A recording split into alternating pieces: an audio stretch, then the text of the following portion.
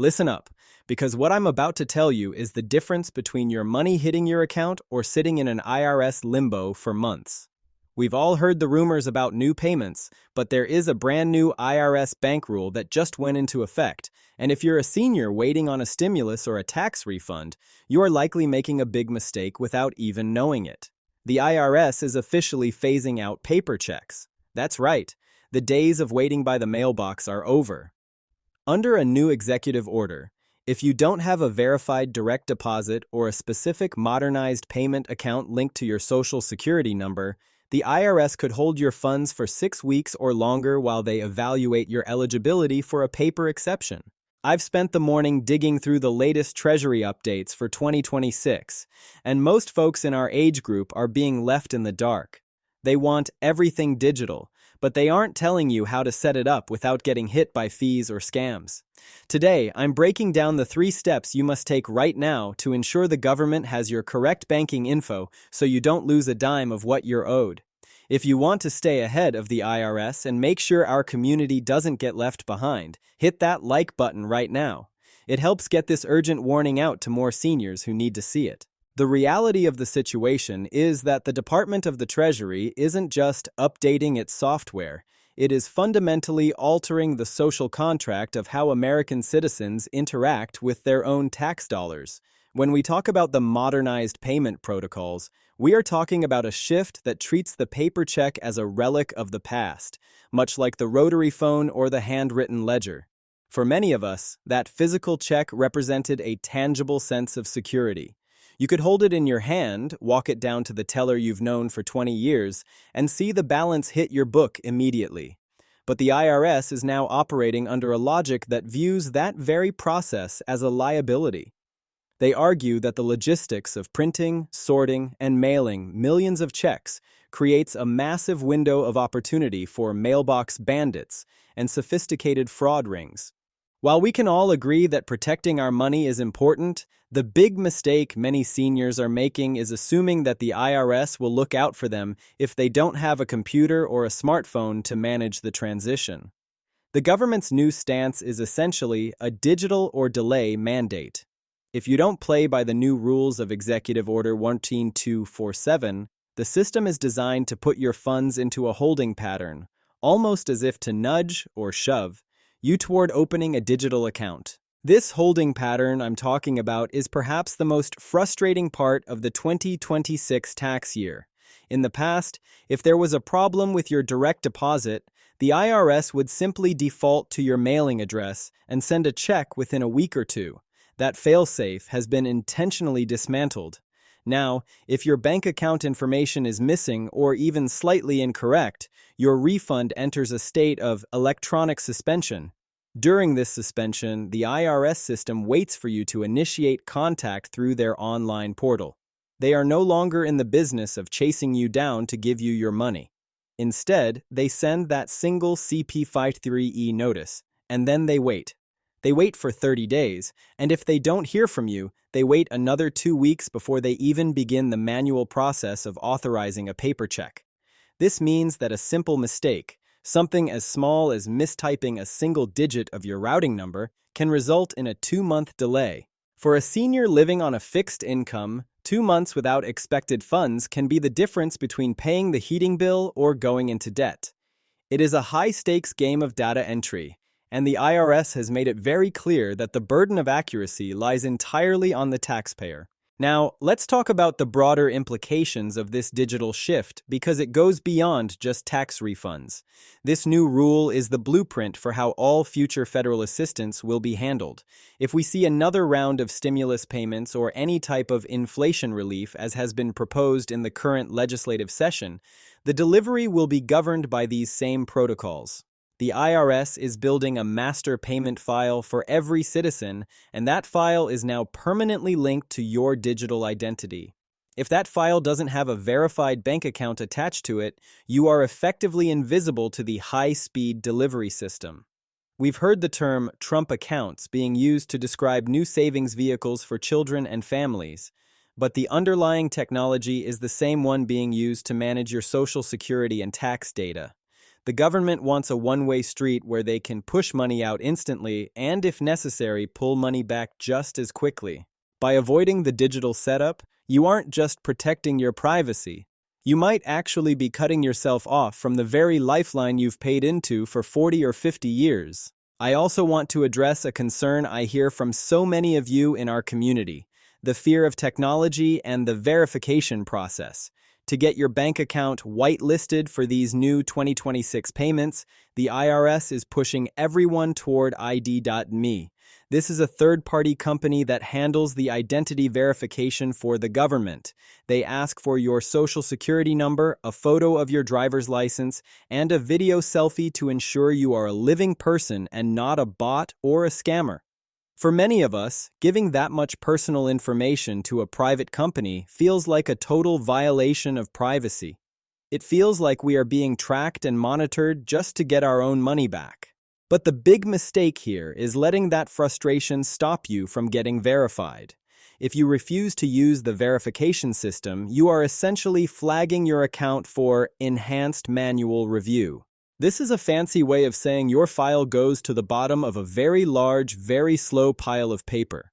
The IRS has significantly reduced the number of staff members who handle paper filings and manual check issuance, shifting those resources toward digital security and e-fraud prevention.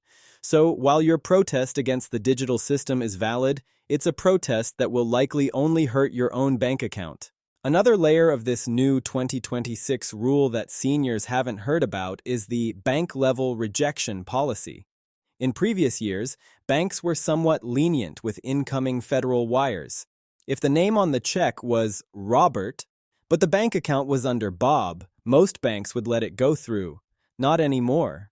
As part of the new anti-money laundering and Know Your Customer rules that went into effect alongside the IRS changes, banks are now required to reject any federal payment where the name and social security number do not perfectly match the account holder's information. This has been a massive headache for couples who file jointly but have separate bank accounts. If your tax return says John and Mary Doe, but the bank account only has John Doe on it, the bank is now much more likely to reject that deposit and send it back to the IRS. Once it goes back, you're right back in that electronic suspension loop I mentioned earlier. You'll have to wait for the CP53E notice, log into your account, and provide a different bank account that matches the names on the tax return exactly. It is a level of bureaucratic precision that we've never had to deal with before, and it catches people off guard every single day. Let's dive deeper into the refund freeze and why it's so much more aggressive this year. The IRS is under immense pressure to reduce the billions of dollars lost to tax fraud every year. Their solution is to treat every transaction as suspicious until proven otherwise. This is why they've introduced the 30-day response window. When that notice arrives in your mail, the clock starts immediately. If you don't respond within those 30 days by updating your banking info online, the IRS doesn't just automatically send you a check. They initiate a second round of verification to make sure the address on file is actually yours. They might even send a second letter asking for proof of residency. They are making it intentionally difficult to get a paper check because they want to eliminate the possibility of a check being stolen from a mailbox. While their goal is to stop the bad guys, the big mistake is that the system doesn't distinguish between a scammer and a senior who just doesn't use a computer. To the IRS computer, a missing bank account looks like a red flag for fraud, and once that red flag is raised, the human representatives at the IRS are often powerless to override the system until the verification period has concluded. I've had many of you reach out and ask about Direct Express cards. For those who don't know, these are the prepaid cards many people use for Social Security benefits if they don't have a traditional bank account.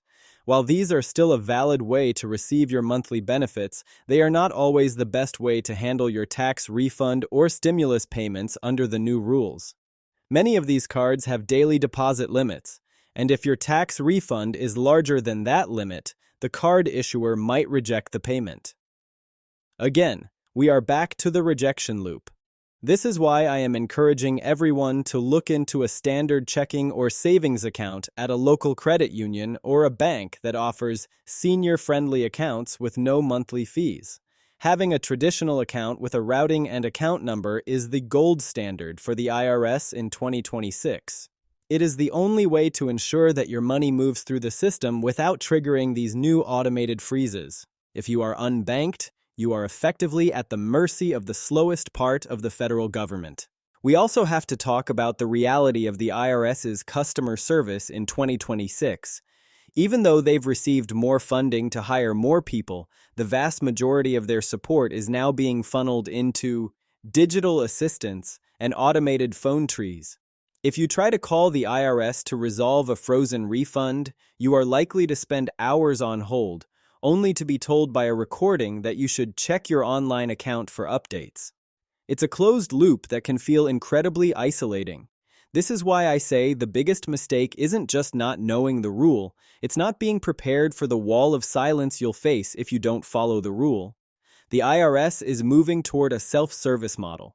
They expect us to be our own accountants and our own tech support. For a generation that values personal service and a handshake, this is a bitter pill to swallow. But we have to be realistic about the world we are living in. The government isn't going to go back to the old way of doing things, so we have to learn the new landscape to survive and thrive. There is also the matter of the account offset program, which has become much more efficient with these new banking rules. Because everything is now digital and linked to your modernized payment profile, the government can much more easily check if you owe any other federal debts before they release your money. This includes things like past due taxes from a decade ago, defaulted student loans, or even certain state-level debts. In the past, the matching system for paper checks was a bit clunky and things could sometimes slip through. Now, with the click of a button, the Treasury's Do Not Pay system can scan your digital profile and garnish your refund before it ever leaves their hands.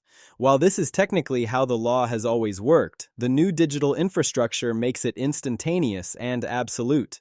If you are expecting a $1,500 refund but you owe $500 in back taxes from 2018, that $500 will be gone before the money even hits your bank account. And because you're forced into the digital system to get the money, you're also forced into a system that makes it impossible to hide from any outstanding obligations. I want to spend a little time talking about the safety and security aspect again, because I know that is the #1 reason many of you resist this change. You hear about hackers and you think, if I don't have an online account, they can't hack me. Unfortunately, the opposite is true in 2026. If you don't create your online IRS account, you are leaving a vacuum that a scammer can fill. Identity thieves love it when a senior doesn't have an online account because they can go in, pretend to be you, create the account themselves, and then redirect your direct deposit to their bank account. By the time you realize something is wrong, the money is gone and you're stuck in a nightmare of trying to prove you are who you say you are. Creating your own account and setting up multi-factor authentication, that's when they send a code to your phone to let you log in, is actually the best way to lock the door and keep the scammers out. It's like putting a deadbolt on your digital house. It might be a little more work to carry the key, but it's a lot safer than leaving the door wide open for someone else to walk in and take your furniture. As we look at the timeline for the rest of 2026, the urgency only grows. We are already well into the filing season, and the IRS is processing millions of returns every week. If you haven't filed yet, or if you've already filed but you didn't provide bank info, you need to act now. You can't unfile a return, but you can go to the IRS website and use the Update My Account feature to add your banking details before the payment is issued. This is a relatively new feature that was added specifically to address the confusion around Executive Order 14247. It's a small window of opportunity to fix the big mistake before it becomes a 6-week delay. I've seen cases where people who updated their info online saw their refund hit their account in as little as 10 days, while their neighbors who insisted on a paper check were still waiting 3 months later.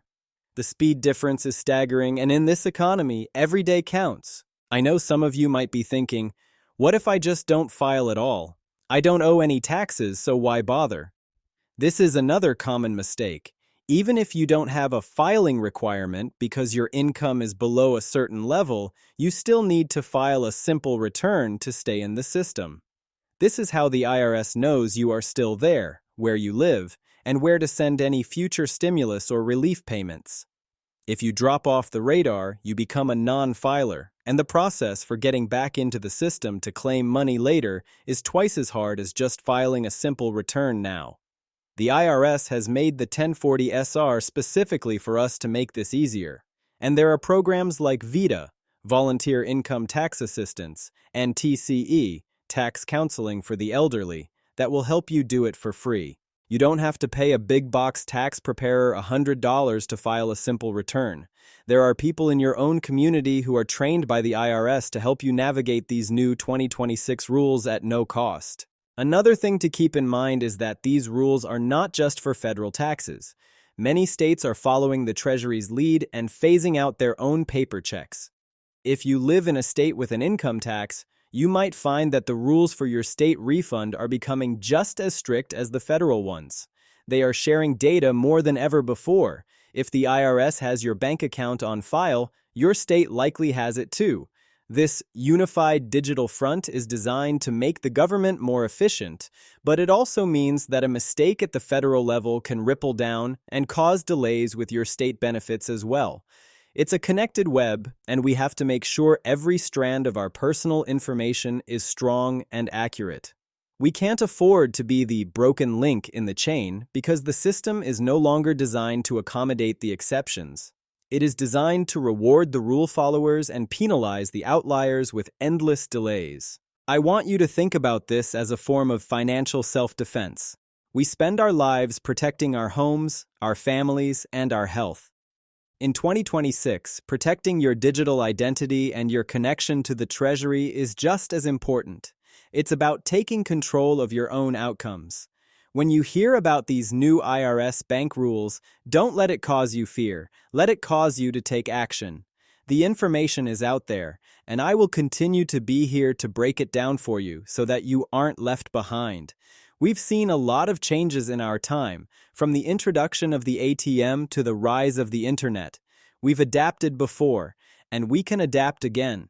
The key is staying informed and not falling for the misinformation that tells you everything is fine. Just do what you've always done. In 2026, doing what you've always done is a big mistake. Doing what the new rules require is the only way to ensure your security. Let's also briefly touch on the hardship exception process, because I know there are some of you who truly, physically, cannot use a computer or don't have access to high-speed internet. The IRS does have a provision for limited exceptions where electronic payment is not feasible. However, they have made the criteria for this exception very narrow. Being uncomfortable with computers is generally not enough to qualify. You usually have to prove a physical or mental disability, or show that you live in a digital desert where internet access is literally unavailable.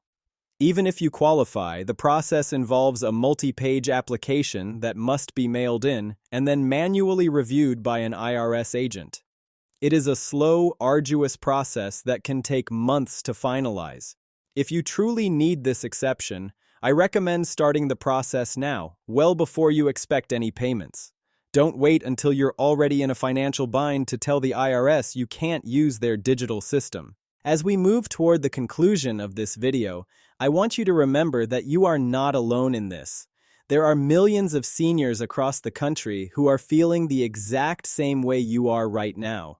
We are a powerful group when we are informed and united. By taking the time to learn these rules and update your information, you are not just helping yourself. You are setting an example for your peers and ensuring that our generation remains a force to be reckoned with. We've earned our seat at the table, and we shouldn't let a change in technology be the thing that pushes us away. Keep your eyes open.